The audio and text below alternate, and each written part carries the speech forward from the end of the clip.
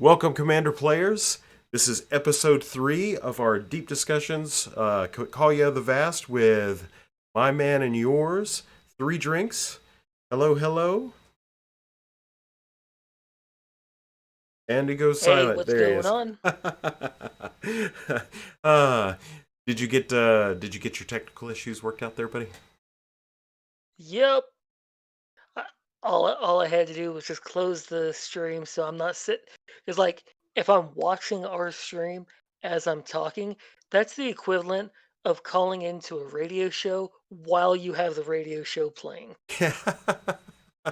Yeah, my old lady, she done some things behind my back. Uh,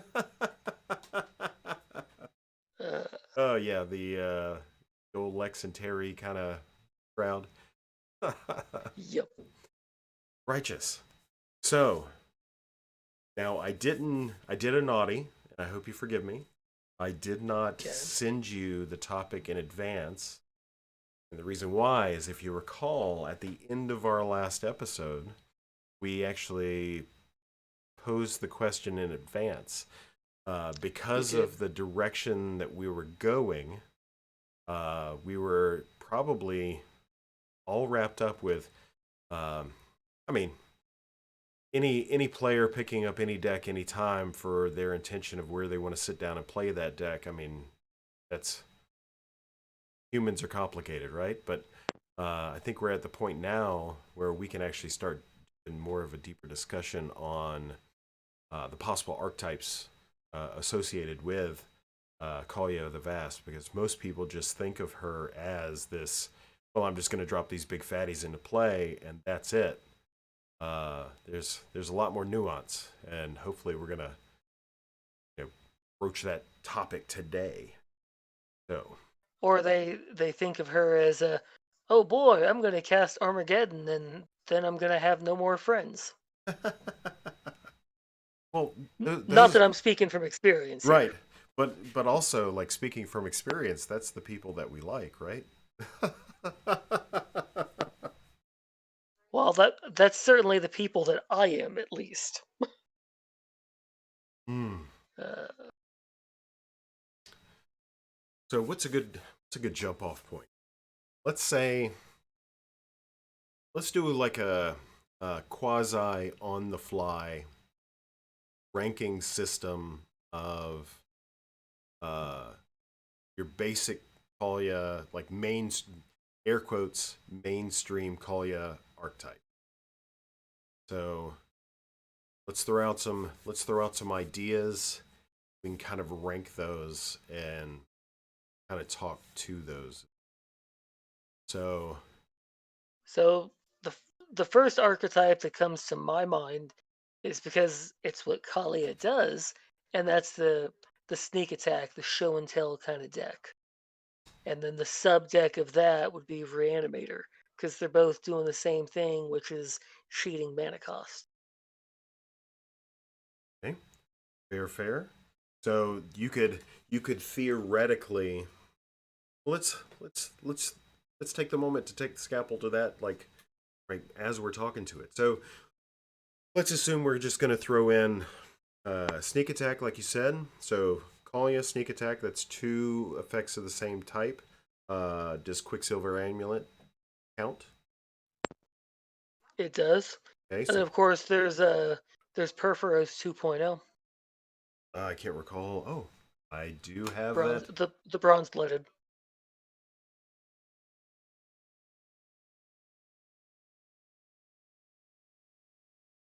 There he is. Red creature, artifact creature from your hand onto the battlefield. Oh, so it is restrictive in the fact that it is a red creature card or an artifact creature card, but uh, none, Correct. nonetheless, it's a cheap effect. So even then, let's. Still it still drops World Gorger, Balefire Dragon, still drops Steel Hellkite if you need the one shot explosives out of it, you know? Ooh, it also does, and my memory is failing me. That Rakdos legendary dragon that reanimates other dragons. Oh, Bladewing the Risen. Blade Wing. So on any, let's see. So that's let's say a total of maybe 4 or 5 of those types of effects, and then you mentioned Reanimator, so that's probably another 4 or 5 of those type of effects. So that's 10% of your deck. Can you survive just playing with that 10% with any ramp if you play that or not play that, or are we you think it's more imperative to include maybe a secondary, well, I guess that would be a tertiary at this point, archetype in either some form of control, whether it be expel type control or board type control or stacks, which technically could be a control. You know, I mean, how many archetypes is too much, or is there such a thing? Well, I think that really depends on the specific archetype in question. Some archetypes, they're shallow in nature, so they only are going to work as a secondary at best archetype. If we're doing a sneak show and we're doing reanimator, those are both very deep archetypes. And you don't need to add anything else because you can be dedicated to just doing that. Like next thing you'd start adding would be a reanimate, would be the new black red chainer would be an example, and that reanimates them with haste. Uh, you got the 3 auras, but then you also got shit. I thought there was one more, and now it's failing me. Yeah. Maybe there isn't. Uh, So, what do you think about man? What's that Theros artifact that reanimates with lifelink? You know, Theros artifact that reanimates with lifelink. yeah, it's a 3 or 4 drop. Uh, lets you reanimate, like a one-shot reanimate, and gives your creatures lifelink. I can't. Man, we're supposed to be the master of everything, and we're forgetting. Is that an actual card? Yeah. Let I me. mean, to to be fair, it's Theros, and like a lot of people kind of tune out with Theros. Like it had that terrific story, terrific setting, but then when you think about Theros, we think about inspired. We think about Huh. the kind of watered down Enchantress that it was compared to what Enchantress can really be. Like when we think about Theros, we think about bestow, and then we think about walking away because that wasn't a particularly strong mechanic. So, Whip of Oh, there it Erebos. is, Whip of Erebos. Yeah, duh. Creatures you Wow. control have lifelink. Return target creature card from your graveyard to the battlefield. It gains haste. Exile at the beginning of end step. If it would leave the battlefield, exile it instead. Putting it anywhere else. Activate this. Sorcery speed. Could could could, could you imagine if Whip of Erebos didn't have the sorcery speed clause on it? That's true.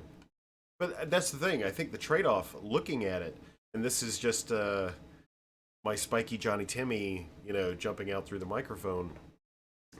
It's a 4 drop. The ability costs 4. So by the So you're looking time at 8 mana. so by the time you generate 8 mana, who cares what speed it is? Hell, not only are you looking at 8 mana, you're looking at Gristlebrand mana for that first activation. Yep. That's pretty extreme. So like, I mean, I imagine R&D probably tested it and was like, oh no, for standard, we can't have, blah blah blah. But For sure. which would have been dumb Oh, too because that's still turn 8. If yeah, you're, for yeah, for late game, like I'm just drawing this late game, it's either turn now, you know, and activate it later, or at the nth degree, it's still turn 8 to get it at instant speed.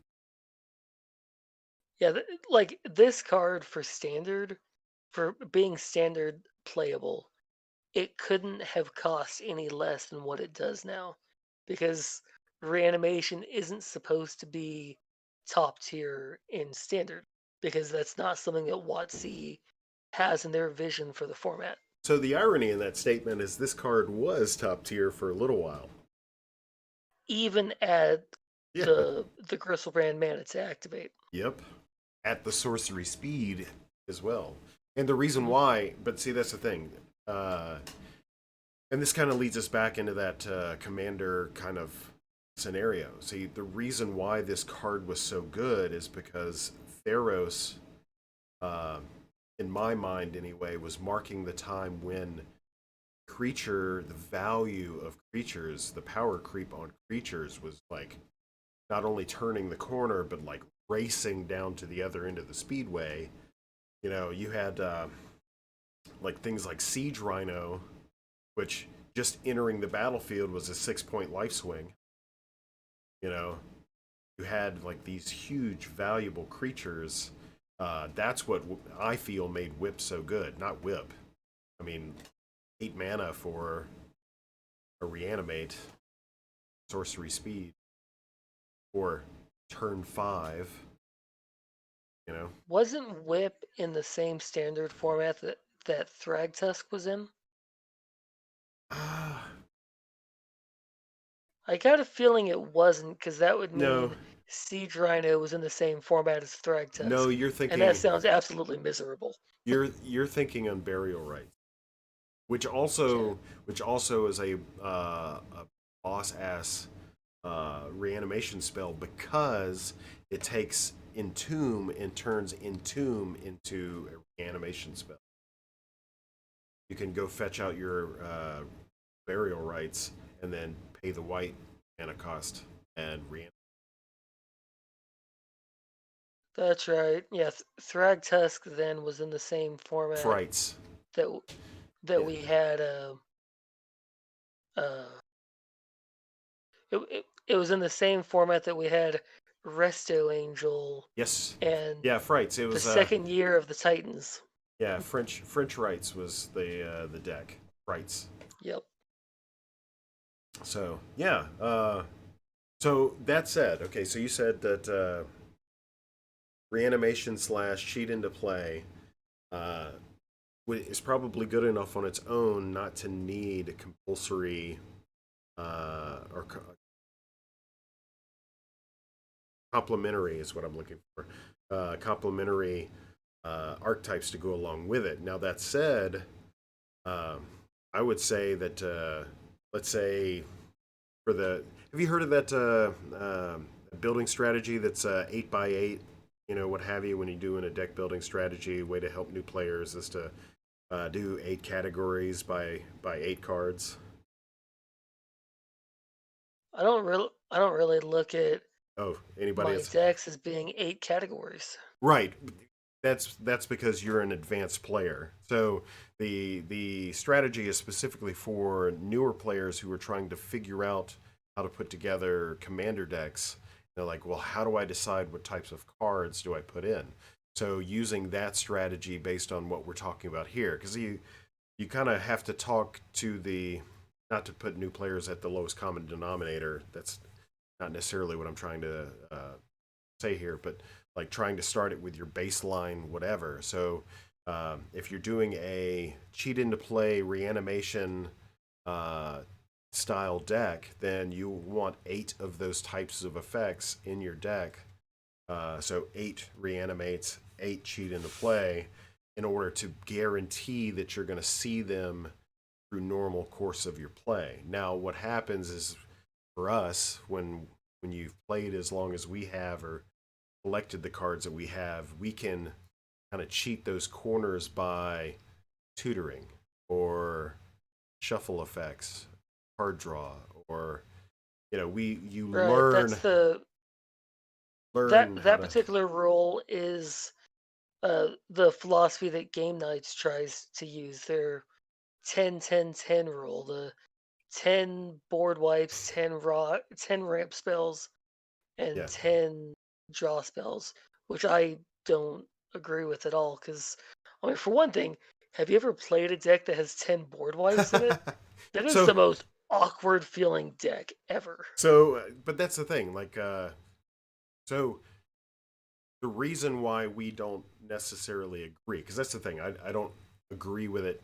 Once you've played for a while, if you're still subscribing to that type of methodology, you're automatically in the wrong.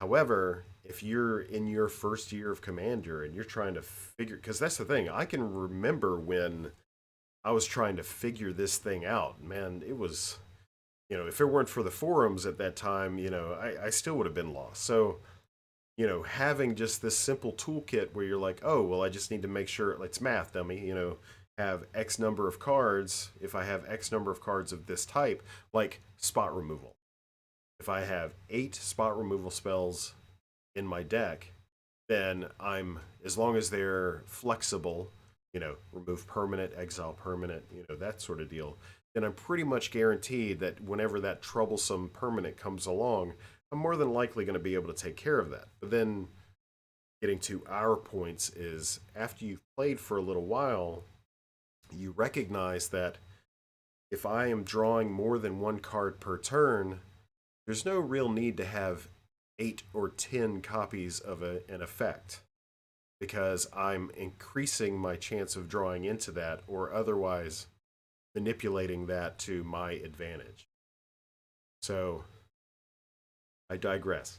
But getting back to my point, so Typically, I would do is I'll take whatever the main archetype is I'm doing, for example, Reanimator, mhm. and I'll just load up on those effects because I know that I want to see one, two, even three of these in a game. So I want to get as many of these in as I can get. And obviously, some of those cards are better, significantly better than others. So you wind up getting down, like once you get down to like the zombifies and the resurrections, you're really kind of scraping the barrel, and you're like, is it really worth to go to this point? Like I feel like typically after about the 12th reanimation spell, you're like, hmm. Now I'm looking at main decking an 8th edition Zombify. I'm not sure I'm doing it right. That the diminishing returns factor. So what you're saying is that all good things with moderation, and also like this is this is how you go from being beginner, intermediate, advanced, is you start looking at. See, this actually made me think of like I don't really play a lot of cheat into play effects. So I actually play instead of cheat into play. I don't even like.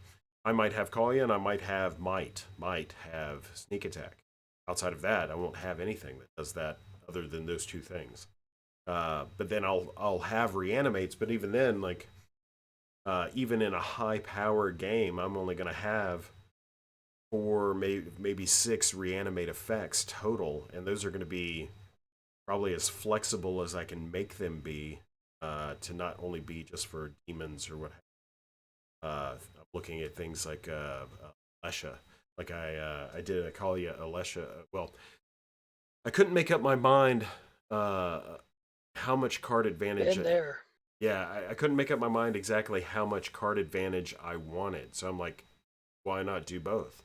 And then, like, you'll find once you start to bleed those two strategies together, there's like Alesha, Master of Cruelties is fun.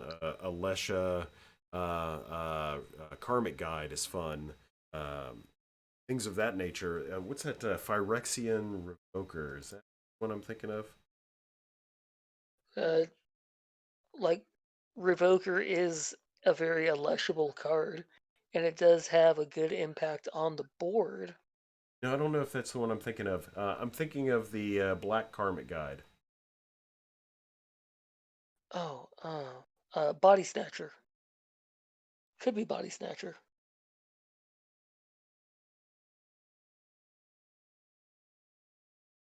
Body Snatchers not. I mean, it's kind of your black karma guide. Man, I am falling. Oh, you're thinking of Puppeteer Click. No, that's only out of opponents' graveyards, and it's not electable anyway. Man, this is killing me. Normally, I'm better with this. I've like played with this card like, ugh, holy moly. Anyhow, uh, yeah. So looking at those two cards, you can Lesha and Kaalia, that is. You can start to merge those two together, and now you're kind of converting. This is all meta, what I'm saying, but you're converting reanimation or the concept of reanimation and actually turning it into card advantage. So that becomes like this. I'm getting meta again with my same stacks or the same discussion we had a few episodes ago, where I'm taking something and I'm twisting it. But yeah, you're taking something that just at that point naturally happens as virtue of your deck building and turning it into. So anyhow, I digress. So I my mean, is reanimation really card advantage? Because you're still down one card in hand It to can go and be. play a threat. So it Like, can be. So this is where ETB effects turn that into card advantage. If it, Runescar Demon, I mean, just the simplest form of that. You reanimate Runescar Demon, you not only have a threat, you have card advantage. well, no, you reanimate Runescarred, you have a threat and you have card parity because you still have the same number of cards in hand, though it's giving you card selection, and typically card selection is worth going down a card or even two cards in hand to have the right card in hand. Yeah, you're right. But it's not advantage. I'm doing the air math on my virtual chalkboard. So yes, the this is why I'm horrible at CD.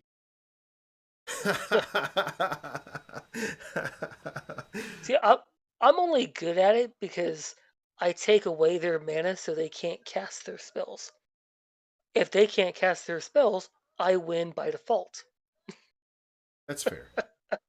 And then everybody feels bad, and everybody goes home, and they don't want to play There you go. anymore. Yep.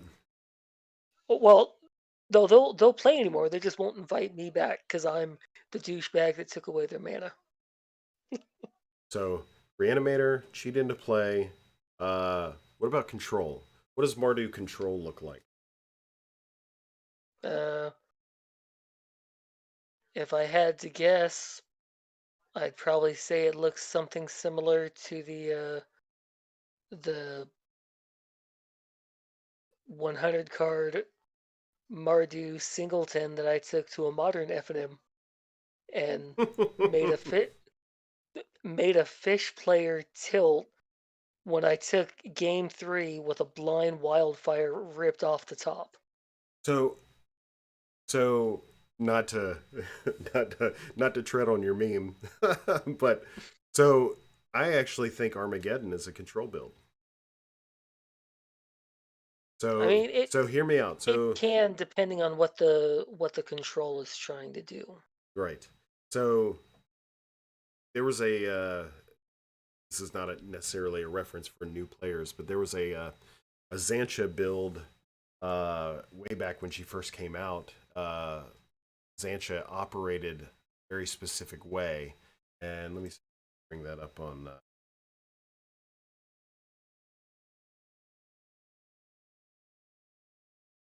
Yeah, so Xancha enters the battlefield. An opponent of your choice gains control of it. It attacks each combat if able and can attack its owner or planeswalkers controls. So basically, you put a creature onto the field that can never attack you and is forced attack, and it's commander damage, and it's 5 commander damage. That and Hmm. just basically uh, put her on the battlefield, and then she's got an activated ability for 3 that says Xancha's controller loses 2 life, and you draw a card. Any player may activate the ability. So you basically just trade it around Yep. to all of the opponents, dump in infinite mana into it. They lose all of their life, and you win. Well, they changed the way that that worked. Anyhow, that's beside the point. So basically, Xancha, you would ramp Xancha out on the battlefield. It's a 3 mana cost 5/5. So one colorless, one black, one red. Put it out on the battlefield, and because it's a 5/5, basically you're doing all your pyroclasms, all of your like 4 or less board wipes. So Mizium mortars, what have you, and you're just constantly wiping the board. You're constantly just like keeping the creatures out of play, what have you. She even plays things like Meltdown, which is an absolutely excellent artifact Oh, removal spell. melt meltdown is savage, man. I've been preached about that card being so criminally underplayed. It is absolute beating. So that card is 39 cents. Meltdown. Yep. You're welcome. Uh, Yep. so basically, it's for those who can't see the screen, it is 1 red and X. X is X or less, and which means it can be 0. So in a board state with Moxen, right, on the battlefield, you play 1 red mana and you kill everybody's 0-drop artifacts to include their treasures at sorcery speed. That is value, my friends. So anyway, getting back to the control aspect of what I To was talking build about. to build off of meltdown, I even go a step further and I still rock Goblin Vandal and Mox Monkey Gorilla Shaman. Oh, Gorilla Shaman, yeah. Yeah. That's a popular card of mine for the farm build that I have for Kaalia currently for CD8. Um, So but good. but yeah, taking so Xancha is only Rakdos, right? So you add a third Hmm. color to that. That brings in your Armageddon strategies, your catastrophes, your what have you. So uh, one of the 1v1 era builds that I had for Kaalia dealt specifically with Mardu Control. So uh, the only spot removal that I ran, I mean, of course, at that time, not running Path to Exile or Swords of Plowshares. I mean, that's just easy includes, especially usually trying to kill you with some combo creature. But outside of those two things, every other part or piece of my removal dealt specifically with permanents, just blanket permanents. And if it wasn't permanents or board wipes, if I was doing board wipes, it would be something like Meltdown where I could hit a lot. Now, Meltdown is obviously a lot more relevant in a 4-player configuration versus 1v1, but the concept is still there. So essentially, now Kaalia is a little different because she's a 2 power, 2 toughness flyer. But then you have, what is that? You have things like Earthquake, right? Yep. Not rolling Earthquake because that's horsemanship, but Right. Earthquake. You've got things like Magma Quake is another one. Magma Quake. Yep. Okay, now flying. Yep. So you have these options available to you that if you have Kaalia on the board, you're still able to interact positively with your opponent's creatures. So unless they have like a bunch of flying fairies and all that stuff, but then uh, there's other ways to get around that as well. You can play what's that dragon? Pe- Thundermaw dragon. Pestilence does it really well. Oh, Yeah, Thundermaw Hellkite does it, but I love Pestilence. I did that, oh god, years ago back when I was still using Vadi Ildal. My friend dropped Bitter Blossom, and I'm like, okay. And every time his next turn, he would go in response to the Bitter Blossom trigger. I would pump one into Pestilence to take out the rest of his board, hit him for one, then he'd lose 1 life and get one single flyer. yeah, that was summoning sickness. Yeah, So Yep. like pestilence, and what's the red one? What's the red pestilence? Pyrohemia. There's also a third one that's Withering Wisps, but it Yeah, relies on having snow-covered swamps. yeah, but that is three. Yep, 3 mana. Yep. Yep. But you could only pump into it for the number of snow swamps you have out. Not even like Tressorhorn Sinks or other snowlands. It specifically cares about the swamps. But by and large, so if we think about it contextually, so if you play some rolling earthquake not rolling, you play earthquake in concert with pestilence, in concert with Thundermaw Hellkite, right? You're Mhm. starting to layer these effects that are beneficial to putting Kaalia in the end zone to get that trigger. Now you layer these effects like those are global effects. I think that's a good term for that. These are Yeah. global effects that I'm talking about. If you, in addition to that, kind of back that up with spot removal, so that way, if you attack in with Kaalia, what have you, you've got your Path to Exile ready, or Swords to Plowshare. Somebody flashes in a flying blocker, what have you. You can remove that off the board real quick. Kaalia still gets through. Because let's face it, we don't mind recasting her at least a couple of times, but it gets annoying after that. So we try to do some things to protect her while we can, while she's on the board. It's an investment, rather. There's also the incredibly underrated Flame Sweep that I only learned about in our little server, You and that know, goes that's hand in hand with Kaalia. it does, and it's instant speed, and it's an Yep. uncommon for. You can get the promo version, which has the sick twisty art on it. It's not really the same art, but the frame rather, for I 56 like. cents. Oh, I didn't know. I didn't know it had the alternate frame. That's neat. So yeah, so kind of man, time just flies, doesn't it? So It does. so we're gonna continue this conversation in the next episode because I want to keep this roughly around 30 minutes for our listeners, what have you.